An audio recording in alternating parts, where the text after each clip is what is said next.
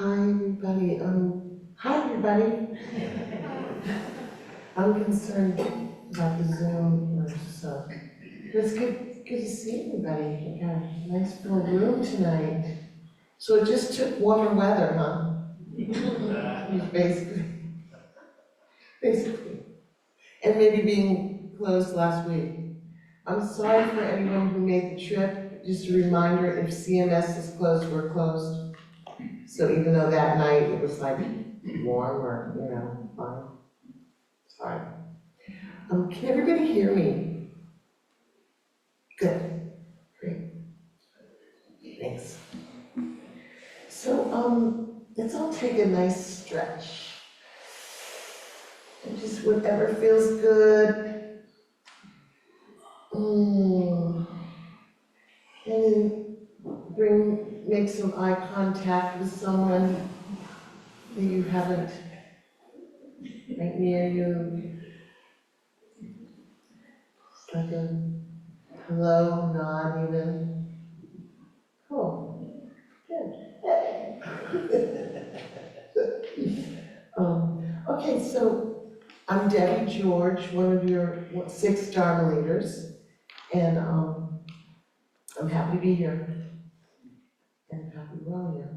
So tonight, I'm going to give a talk about another list taught by the Buddha, but guess what? You don't have to remember it. Yay! And guess what else? You pretty much already know it.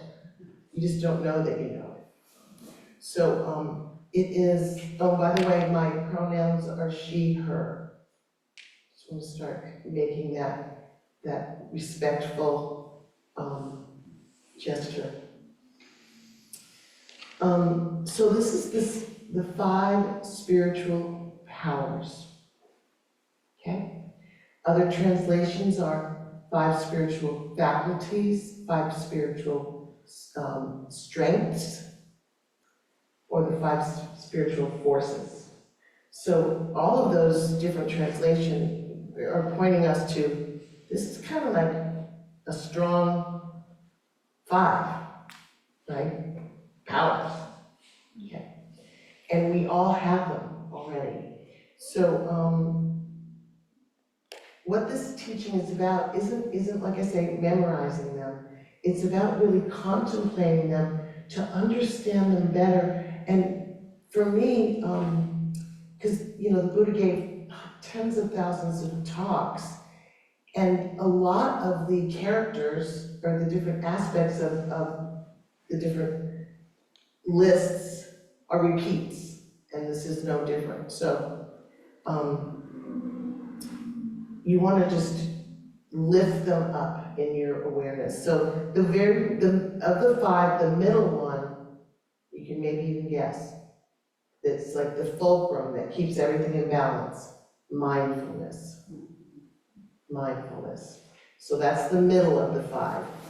The 2 next to that middle are energy or effort.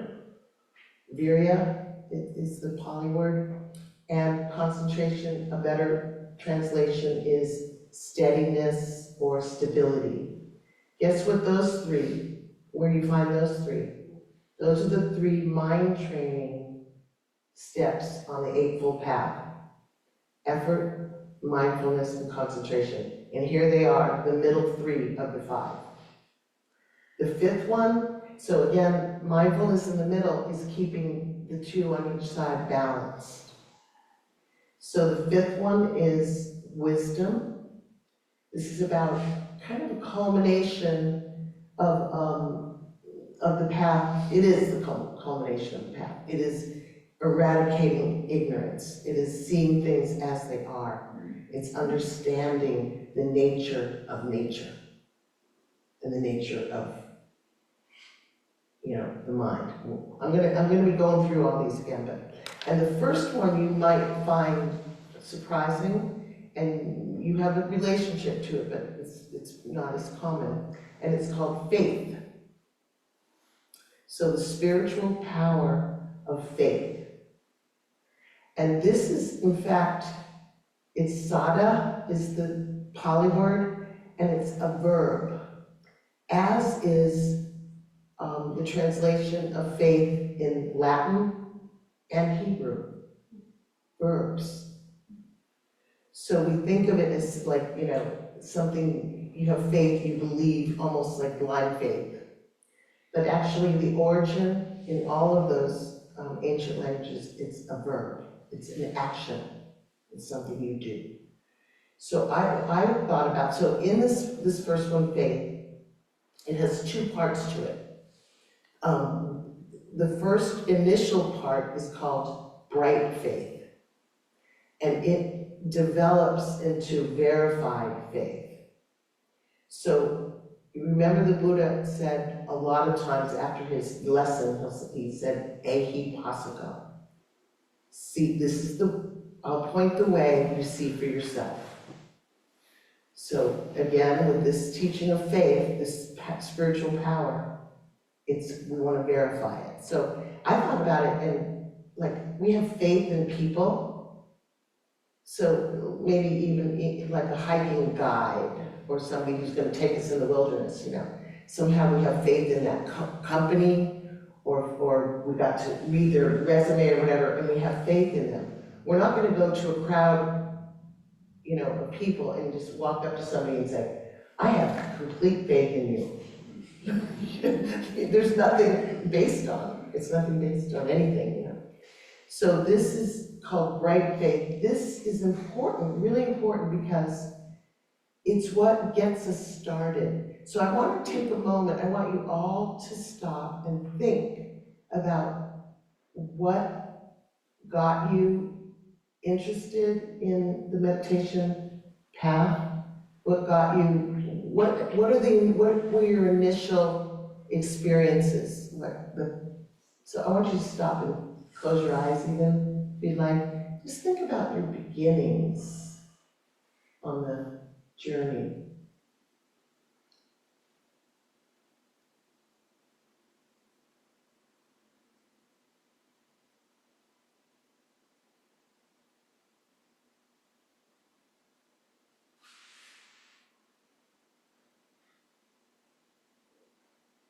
Think about this term bright faith. There's energy in it. You can open your eyes and be like, so it's kind of not matured. It's enough to keep us going. We're here now. What I would say is that we can linger in bright faith for a while. It becomes verified faith. It becomes stronger and steadier when we start a daily, consistent practice, when we start to show up for retreats, when we start to really dive deeper. That's when we can use this, rely on this faith as a power. Think of all of these are powers. So spiritual, what do we mean by spiritual? It's not of the material world. It's sort of that expansive part of our heart and mind that is beyond ourselves, okay? So these 5 spiritual powers, what I love about this teaching is it's giving us what we already have, but it's saying, take another look at the power of these faculties, okay? So it also brought me to this thought of, my son is a professional musician in New York, and I remember his teacher one day saying to him, and this was as stern as she ever got, she said, "I wonder what you would sound like if you had practiced." And I remember him saying, he stopped and thought about it. Better. He said, better. So that's what we're talking about here. We're talking about deepening this spiritual power of faith. By just whatever's stopping you from diving in deeper, go for it. So, energy or effort, virya, is the next one. And this is about, really want to elevate this in our understanding, because it's considered really the top 3 of the 8-fold path. Because we can't control what arises in our minds and hearts. It's gonna arise.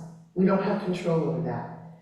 But how we read it, when we can create a wholesome state of mind or heart from whatever is served up, whatever negativity, our bias as humans is a negative bias. The job of effort is to, actually, let me offer the classical. It's called the 4 great efforts on the Eightfold Path. So we want to avoid an unhealthy mind states, heart states, avoid them. When they have already arisen, we're already caught up, anger, or, fear, whatever. If we're already caught up, we want to learn how to abandon that mind state, okay? We want to move toward healthy mind states. Wholesome is the word that's used mostly, but healthy mind states, and learn how to maintain healthy. So those are the 4 great efforts. And this mind state that we create, that we have, does it have an effect on our lives? How about just our all-day, everyday lives? If we can learn how to work with skillful or wise effort, learn how to work with the power, this spiritual power of energy, of effort, that's a game changer, isn't it? So I'm saying, let's look at, the next one is mindfulness, and really consider really regarding it as a power. It's a power that we have, that we can develop and strengthen and use. So I have this quote for energy. It's our greatest weapon against stress is our ability to choose one thought over another. Our greatest weapon against stress. And that's William James. So that's energy or effort. Mindfulness, sati, is the Pali word. It connotes remembering. So we already have mindfulness. It's already, you don't have to know anything about this path to be able to be mindful, present, see things without adding or taking away, without judgment, okay? So here is exciting news. Maybe, I know many of you already know about it, but this came in the mail a couple days ago, and it's Lion's Roar, the Power of Awareness, Wake Up to the Miracle of the Present Moment, and it's Jon Kabat-Zinn. And in this issue, it's the first of three in the series. So if you don't get Lion's Roar, I recommend getting it. And I love this so it's the editor, Melvin MacLeod, interviewing Jon Kabat-Zinn about the essence of mindfulness and how it offers, this is it, folks, liberation from limiting self-imposed narratives. That's the job of mindfulness.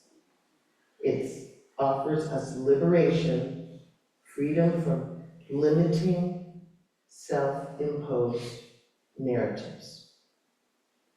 I don't have to explain what those are. So,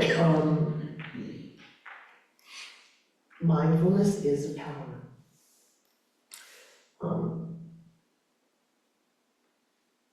Bhante G reminds us that remembering that mindfulness is like the finger pointing to the moon. Don't get it mixed up with it being the moon. It's the finger pointing. So it's the way to see. It's the direction to see, okay? And I'll share a few words from Jon Kabat-Zinn. He said, the way I use the word, it basically means pure awareness. That said, mindfulness is also a way of being, or put it differently, a way of accessing your intrinsic genius and beauty. Your intrinsic genius and beauty, which Buddhists would call your true nature or Buddha nature. As a practice, mindfulness is all about accessing and embodying awareness. So you know how you can go all the way to enlightenment from just mindfulness of the body. Traditionally, mindfulness has 4 doorways. The body, feelings as in sensations, the mind states. That takes some skill to use mind states as your doorway to mindfulness. And the last is some of the teachings, the Dharma lessons. So he says it's interesting thing that all human beings are born with awareness. So it's not like we have to acquire anything. But we're also born with this incredible capacity to think and emote. Often we get so caught up in thinking and emoting that we lose touch with who's doing all this thinking and emoting and why. So, a little plug for that coming up. So what else do I want to say about mindfulness? I'll talk about it some more in a minute. The fourth of these 5 powers, again, this is samadhi is the word, is this Pali word that's often translated as concentration, but probably better translated as steadiness or stability. Traditionally, it's the jhanas, which are deeper and deeper levels of concentration. Why is this a power? Why do you think it's included in the 5 powers? Because when we develop the skill of steadiness, of stability in the mind, which is, calm, deeply calming the mind. Some people think, I've learned how to stop my thoughts. You're not really stopping your thoughts, you're more interested in this moment. You're not interested in your thoughts. They're happening somewhere in your peripheral that you're not even concerned with. So what I like is that the conditioner for steadiness, for concentration, is relaxation. It's gladdening the mind, feeling safe. Metta is a wonderful doorway to deeper and deeper and deeper states of concentration. The beauty of learning and really giving this a higher regard, when we're sitting and meditating and the mind's wandering off and we're coming back, and we're wandering and coming back, really having a higher regard for the value of that, the value of really, strengthening this skill, strengthening this power that we have. When we know the contentment, the happiness of a calm mind, like when we have established the pathway there from just practicing, it's sort of the way is paved a little more clearly, and we want to go that way. We're less enamored by the worldly pleasures and worldly happiness.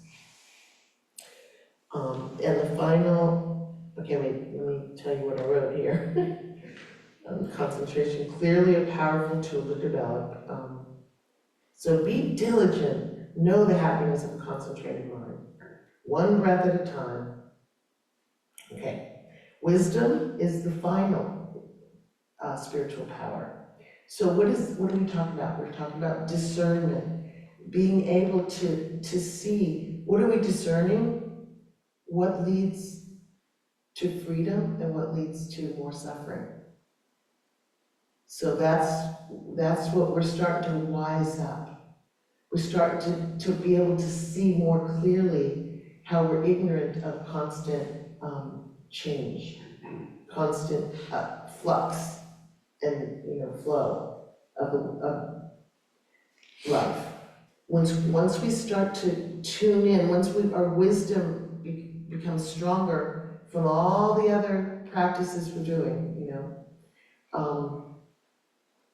we just we're less enamored with our old habits. We're seeing, why do I still do that? It doesn't bring me to contentment. It brings me to stress. And yet I'm still seeing myself do that, seeing myself operating in that way. So it's wising up.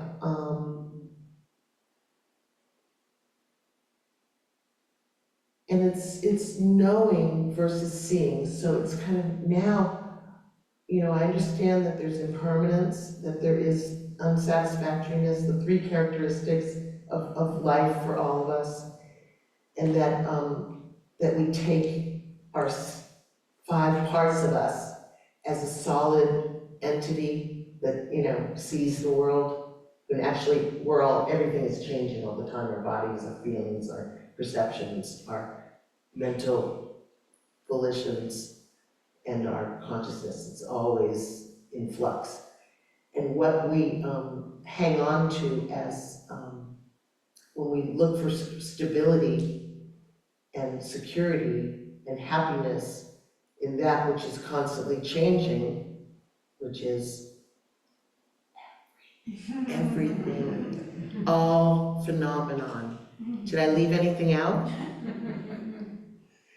We are going to be disappointed. We're going to have a real sense of insecurity. We're not going to have that sense of peace and ease, because we're trying to find peace and ease where it isn't. It doesn't exist. So when we start to become peaceful and easeful with the flux and flow of our thoughts, of our moment-to-moment experience, we're on to true wisdom. We're really getting a hit on this powerful faculty. So let's see, is that true? How could that be true? So we'll get to this next time. Thank you very much for your attention.